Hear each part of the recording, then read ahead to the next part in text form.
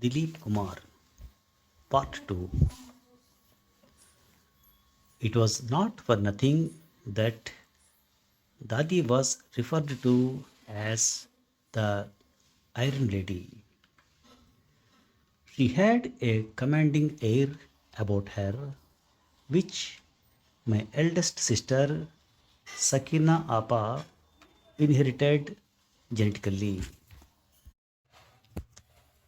Dadi shared all her thoughts with Agaji and often listened to his accounts of what was going on in the country with her brows knit and her gaze fixed on her son's handsome face.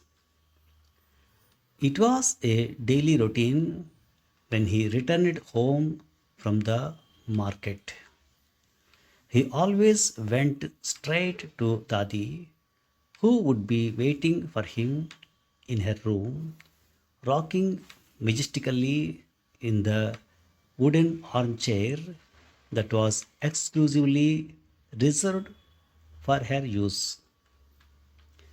She was tall and broad shouldered, and she appeared to completely fill the armchair when she sat in it. She wore loose patan salwars and long flowing kameez, which made her look more masculine than feminine. Her head was always covered with a dupatta. For some reason, she always wrapped around herself a large shawl which was almost the size of a single bedsheet. When I chose to hide from Agaji or Amma after getting into some mischief, I invariably found refuge in the folds of her shawl, which she would open for me like a magic tent to engulf me and hide me from whoever was indignantly searching for me. I enjoyed the mystery and the suspense the whole exercise triggered in the household when little Yusuf went missing. Few in the large household could guess that I was concealed within Dadi's shawl. The delightful part of the escapade was that Dadi was such a sport that she simply sat with her eyes shut while Amma and Fufi Babjan searched the room several times, muttering where on earth Yusuf was. Dadi loved me for more reasons than one. The fakir's prediction was one reason, but the more important reason was that I was different from Noor Bhai, my eldest brother. He was an eternal bundle of trouble as he got into scuffles with our cousins and the boys in the neighborhood. Though they were not serious brawls, still complaints reached Dadi from parents in the locality. However, Noor Bhai, with his light eyes and charming ways, had the support of the ladies in the house when he feigned innocence and artfully cast the blame on the boys who came with the complaints. Dadi was no fool to fall for his pretense, but it must be said to her credit that she never rebuked Noor Mia in front of the boys or the parents. She took him to task when they were out of earshot and his wails were only for our ears. Sakina Appa stayed out of Dadi's way, and the matriarch chose not to intervene in the arguments between Sakina Appa and others in the house. In her heart of hearts, I think she knew where Sakina Appa's obstinacy and quarrelsomeness came from. Ayub, who was elder to me by a year and a half, was a quiet fellow, and his presence in the house was felt only when he and I played together and chased each other up the stairways or played noisily in the courtyard. He was the one who was privy to a secret I kept for a long time, even after we moved out of Peshawar.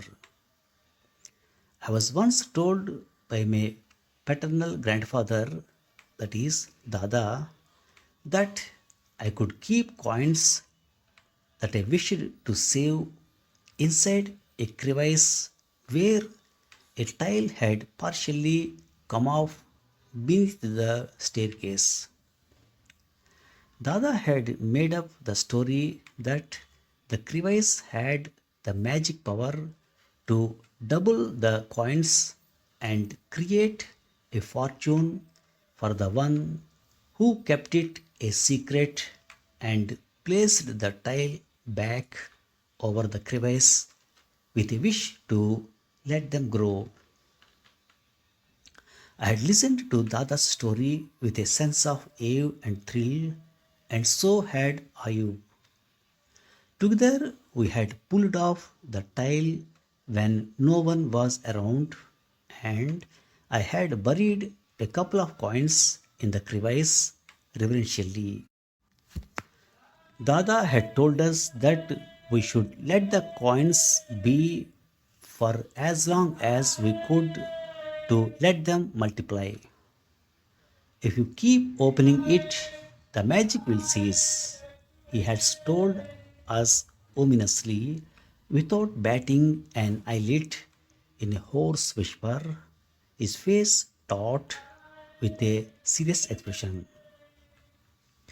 Indeed, I forgot all about the crevice and the coins after we shifted to Bombay till Ayub reminded me of them during one of our visits to Peshawar during school holidays.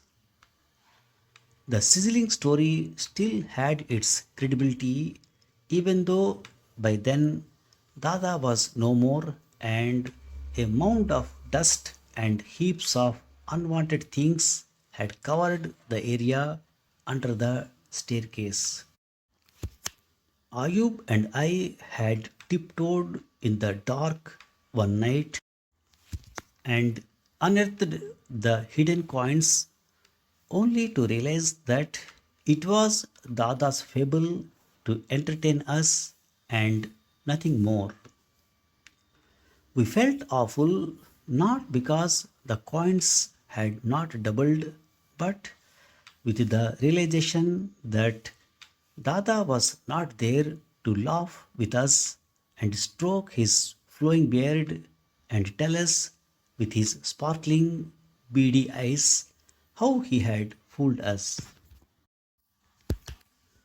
Hopi Babjan was the only friend Amma had in the family, and she was genuinely fond of her brother's loving wife.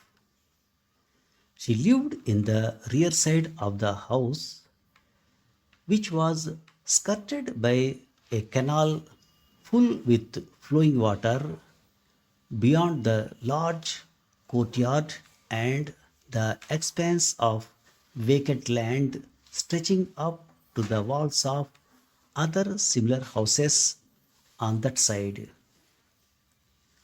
Popi Babjan lived in one of those houses, while Chacha Umar too lived in a house near the canal, which had the appearance of a lake when seen from a distance.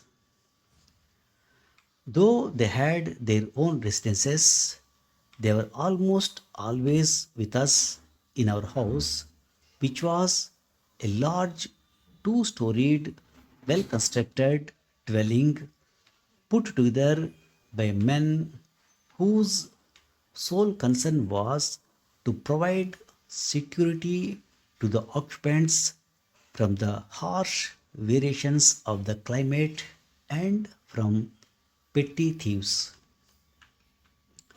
The truth was that my Dadi was known and feared for her authoritarian ways, and she ensured that the heavier responsibilities of the household were not shared by her daughters. My Dadi knew about Fupi Babjan's fondness for Amma, and there was no dearth of occasions when this bold, outspoken daughter gave her mother a verbal bashing in the presence of shocked but delighted family members. I must confess that the isolation I suffered at school did not affect my activities at home. My eldest sister, Sakina Appa, went to a school for girls. She, being the eldest, was Amma's aide, and I found her mostly with Amma or my paternal aunts. She exercised her authority as the eldest sibling, and I could see my elder brothers, Noor and Ayub, plotting innocent mischief behind her back. They tried in vain to frighten her with spiders and insects that scare most girls. Sakina Appa was made of sterner stuff even as a 12-year-old, and she never spared an opportunity to catch them and our cousins when they were up to mischief and report the matter to Dadi, who was the acknowledged ruler of the household. Sakina Appa left me alone because she was wise enough to know that I was my grandparents' favorite child and was not party to the conspiracies against her as my interests were different. As for me, I derived great pleasure in trailing behind Amma, seizing her flowing dupatta with which she covered her head at all times. She would walk briskly from one room to the other in the sprawling house we lived in. She never tired of answering Dadi's calls from wherever she was, and she would flurry to find out that Dadi wanted her to listen to some gory gossip she had heard. I would be hiding just behind her, and she rarely noticed my presence when they would converse about happenings in the neighborhood that were sometimes spooky and sometimes silly. One morning, Dadi called Amma urgently, and as usual, I was running behind her unnoticed. Dadi was unusually serious and she was not in a mood to whisper. I could see that she was sad and disturbed. Go immediately, she was loudly telling Amma. The bodies may not be there for long. It is a case the police have begun to investigate, you know, poor parents. May Allah give them strength. Come back soon. The houses in Peshawar were constructed in a manner that the terraces were interconnected. If the ladies wished to visit neighbors, they just had to cross a terrace or two. The buildings were so designed as to give the ladies who observed Parda those days the mobility they needed without coming out of their houses on the streets to walk to the house they wished to visit. In an instant, Amma was hurrying across the connecting passage from our house to another house some distance away. She was unaware that I was following her noiselessly. She reached a house where there was gloom and an ominous silence. She stood beside a plump woman who was wailing inconsolably and tried in vain to comfort her with her gentle words of solace. Then she walked into a room where three dead bodies lay in a row covered in white cloth, and there was blood oozing out from the sides, staining the cloth and flowing out to the floor like a red ribbon. The stench was unbearable. Amma was covering her nose with her hand. She was in Parda, but I could see her eyes brimming with tears. Amma had no clue that I had followed her to the house and to the room where the bodies lay still and cold. The investigating officers walked in and out, talking in Pushtu to each other, and one of them had a writing board and he was taking notes of what the seniormost among them was asking him to record. It was apparent that they were so absorbed in the business of jotting down their observations that they did not notice Amma. Suddenly, an English officer pushed both the doors wide open and walked in, making a lot of noise with his boots and with his loud conversation with the local police officers.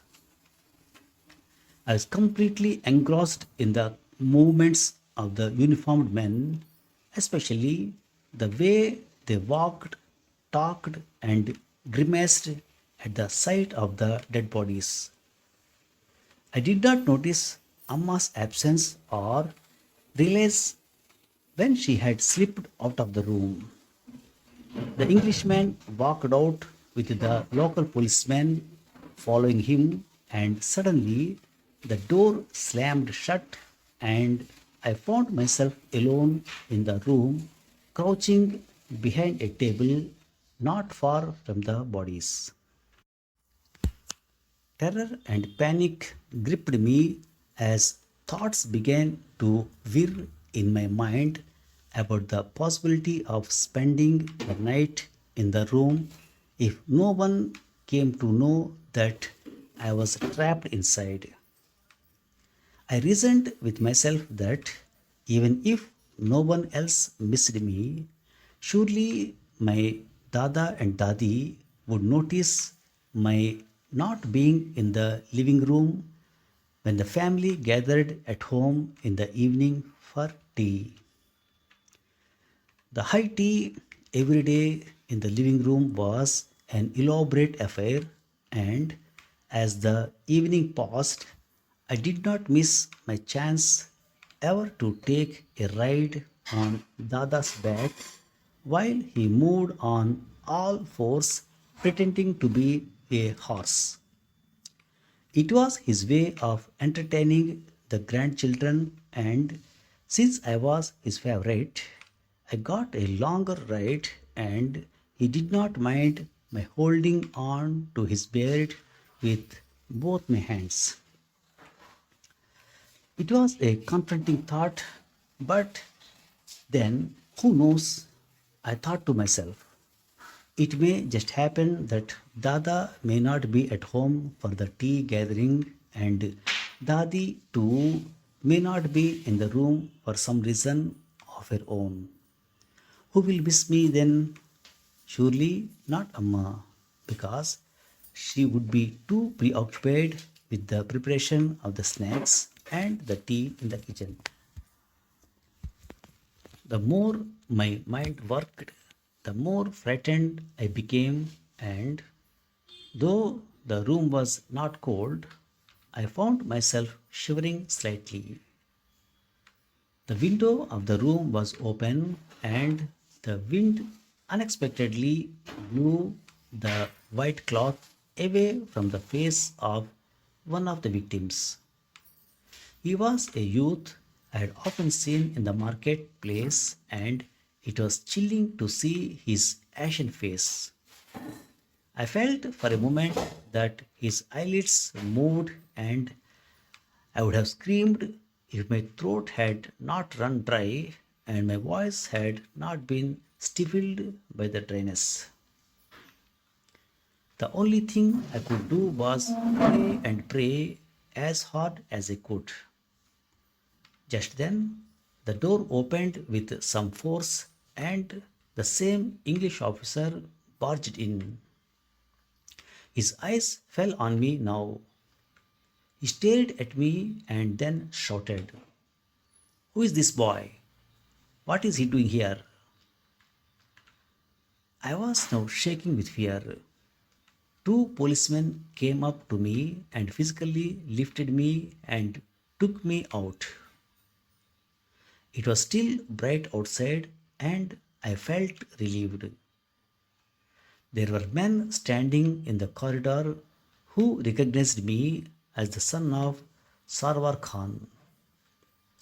The officer asked me, "How did you get in the room, boy?" Now that I was outside and breathing the air freely, I found my voice and I told the policeman how I had followed Amma and had got shut inside accidentally. There were some more civilians who recognized me, and the English officer was convinced by my explanation to let me go. I took off as fast as I could. At home, the table was being set for the tea gathering of the family. My daddy saw me first and she guessed from my facial expression and from the fact that I had neither bathed nor changed for tea time that I must have been out for a fairly long time. She was curious to know what I was doing all afternoon. I avoided telling her the truth, but Dadi was not one to buy any concoction from me or anyone for that matter. She possessed an uncanny ability to get to the bottom of any unusual happening in the house. When she heard what I had experienced, she called out to Amma and began scolding her for not being in the know of my movements and doings. Fortunately, Agaji arrived and he diffused the situation.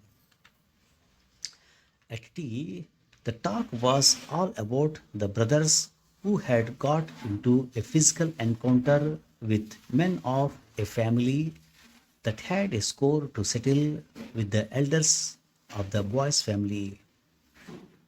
Blood spilling was not unusual between warring and feuding families in the locality, but seldom did it end with the finality of death.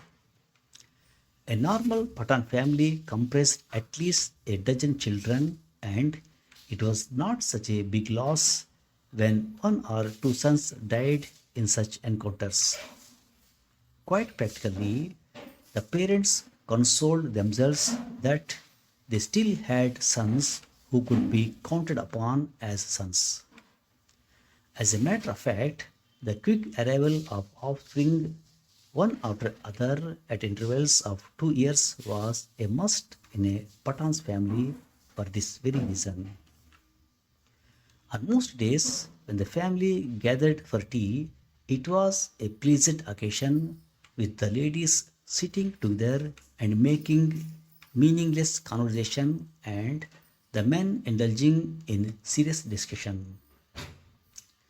Dadi presided and she quite enjoyed her queenly position and the fact that her daughters, bearing Fufi Babjan, and her sons did not dare to question her or oppose her when she spoke on domestic issues or anything that concerned the family.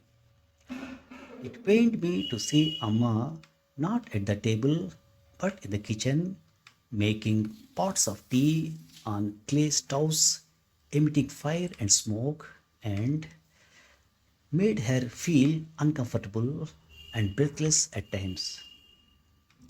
There was unstinted praise always for the delicacies she prepared for meals and at tea time, but there was no offer of help from her sisters in law and mother in law. The only help that she got occasionally was from Fufi Babjan. What I remember most about Amma in my childhood was her ungrudging slogging in the house. It was not as if there were no servants to help her, but Amma preferred to do the work assigned to her in her own fastidious way. She always told those who asked her why she was not leaving the task to the servants that she liked doing whatever she was doing and Dadi had given her the responsibility because it was her forte. She stayed calm and unruffled all the time, and it made life easy for Agaji as he never had to hear complaints about his young wife or intervene in squabbles that usually abound in joint families with innumerable members. Amma hailed from an aristocratic family. Her parents and sisters who came visiting were always well dressed and they came in horse drawn carriages with an attendant or two carrying bags of silk cloth or sweets or whatever they brought as a gesture of goodwill. They knew there was no dearth of fruits and dry fruits in our house, so they brought freshly made sweets and saviors. Amma found time to sit and chat with them, especially her sisters, who were beautiful and delicate, unlike Agaji's sisters, who were broad shouldered and sturdy. When Amma took a break, perhaps just once, from the drudgery of our household chores to spend time with her parents, it was for the marriage of one of her sisters. Since I was only 5 or 6 years old then, she took me along.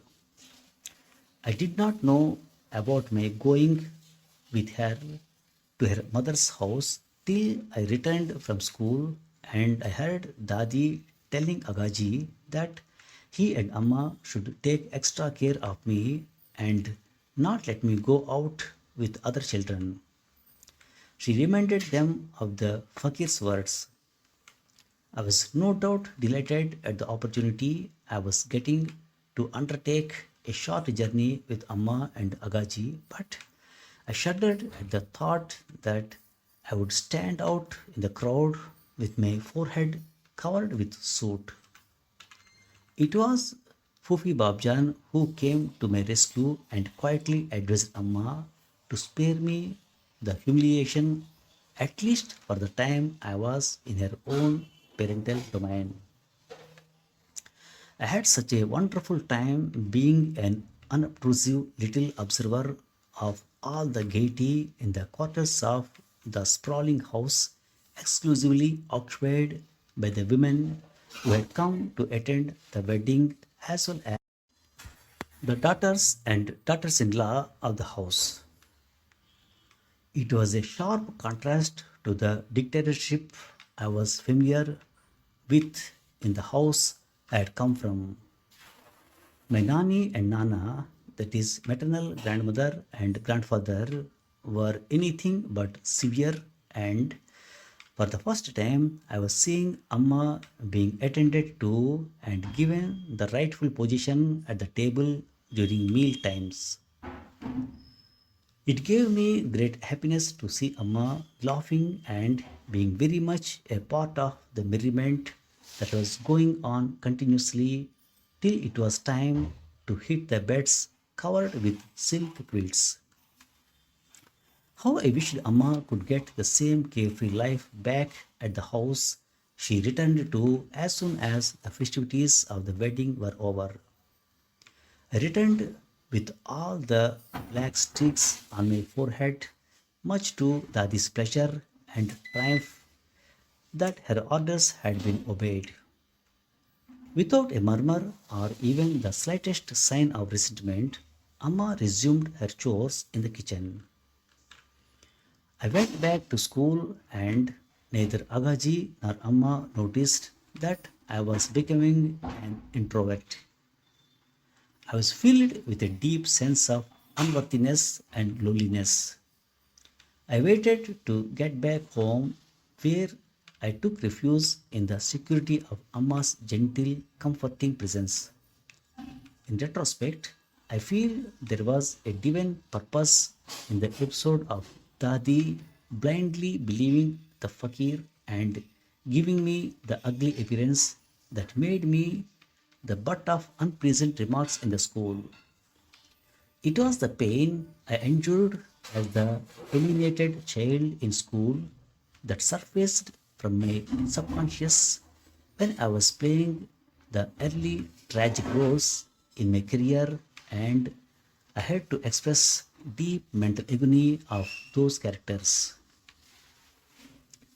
The human mind, I have come to understand, has the fascinating capacity to store experiences and fertilize the imagination with those stored experiences when an occasion demands it. As I attained manhood, I learned to voluntarily keep my mind open to thoughts and experiences that I thought should be kept in the inner recesses of the mind for recollection at a later day. I also learned to pull down the shutters when I did not want to add thoughts or experiences that would only augment the burden of the mind and serve no purpose whatsoever. It is a feat that can be achieved only when one's mind has matured with education and learning from the school of life. But as a child, however, I could not do anything about experiences, good and bad, finding their way into my subconscious and staying there. Thank you very much.